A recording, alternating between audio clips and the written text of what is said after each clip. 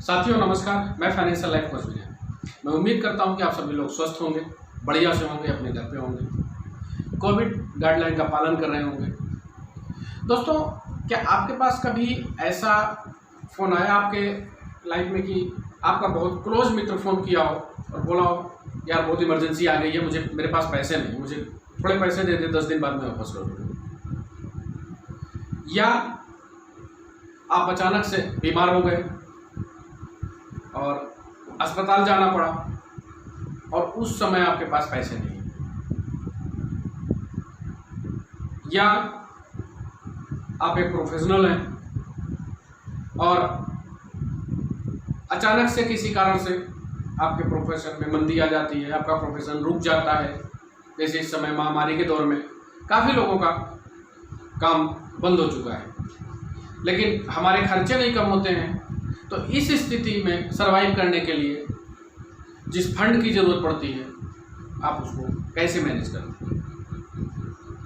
कई बार जिनकी अर्निंग्स अधिक हैं, नौकरी पेशा वालों के साथ जनवरी से मार्च तक में उनका टैक्स इतना अधिक कट जाता है कि उनके जो रेगुलर खर्चे होते हैं सरवाइव करने में समस्या फेस करनी पड़ती है।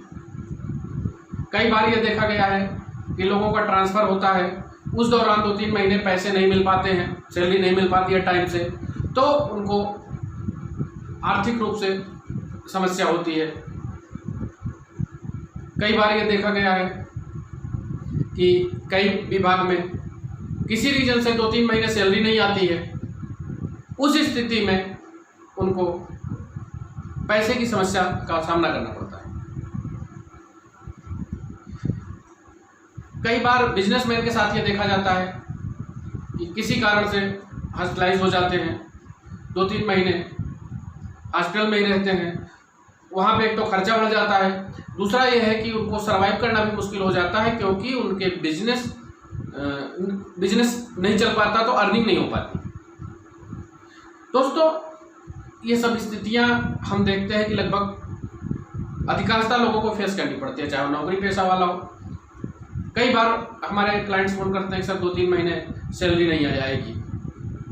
तो इन सब स्थितियों से निपटने के लिए जो फंड की ज़रूरत पड़ती है, जिस पैसे की उस समय ज़रूरत पड़ती है, उसको इमरजेंसी फंड बोलते हैं।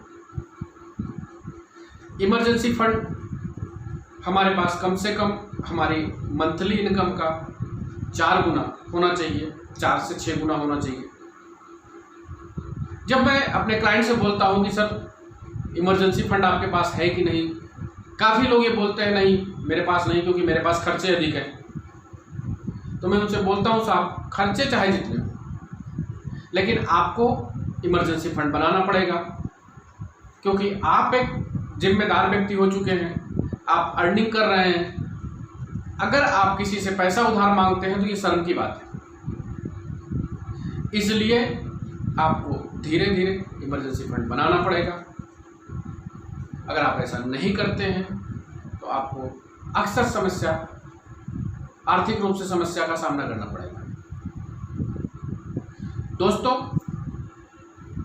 इमरजेंसी फंड ठीक उसी प्रकार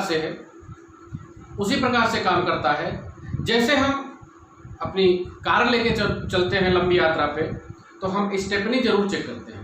हमारी गाड़ी में स्टेपनी जरूर होना चाहिए, क्योंकि हम सभी को पता है कि अगर लंबे रास्ते में गलत जगह पे हमारी गाड़ी खराब हो गई, हमारी गाड़ी का टायर पंचर हो गया, किसी जंगल में हमारी गाड़ी का टायर पंचर हो गया, तो हम बनाने वाला कोई नहीं मिले।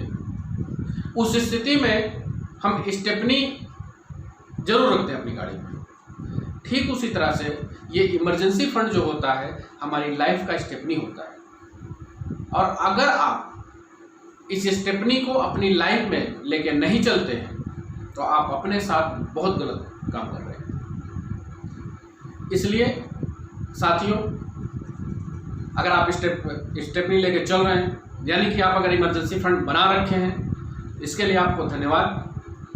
और यदि आप लोगों के पास नहीं है तो इमरजेंसी फंड कैसे तैयार किया जाता है, इमरजेंसी फंड को कहाँ रखें, इमरजेंसी फंड बहुत अधिक खर्चे होने के बाद भी किस तरह से हम तैयार करें, या और भी आपके मन में कोई प्रश्न हो तो आप मेरे दिए गए नंबर पर व्हाट्सएप करिए। मैं आपकी मदद करूंगा कि इमरजेंसी फंड कैसे तैयार किया जाए। एक जिम्मेदार व्यक्ति की ये सबसे बड़ी जरूरत है। आप मेरे चैनल को सब्सक्राइब कीजिए। मैं हमेशा आपको कुछ ना कुछ नई चीज़ें सिखाता रहूँगा। हमारा उद्देश्य है आपको धनी बनाना, आपको संपन्न बनाना और एक हैप्पी लाइफ आप व्यतीत करें, इसके लिए मेरा प्रयास है। अगर आपने अभी तक मेरे चैनल को सब्सक्राइब ना किया है तो सबसे पहले चैनल को सब्सक्राइब कीजिए। धन्यवाद।